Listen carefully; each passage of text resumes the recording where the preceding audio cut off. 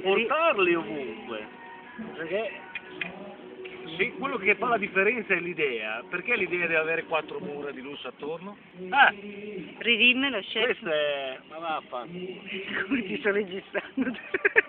Questo rimarrà nella memoria No, storica. allora ho detto, se il mangiare è frutto di un'idea, perché l'idea deve avere per forza 4 mura di lusso attorno per poter godere di una cannocchia di questa qualità, così, con un gelato d'ostrica, No, questo è il senso della democrazia. Anche su un prato uno può mangiare un gelato di ostrica con insalata di cannocchia e salsa di prezzemolo eccetera. Grande. Come dici? Aprirsi a tutti, la democrazia, aprirsi a tutti. Poi a qualcuno può anche non piacere, però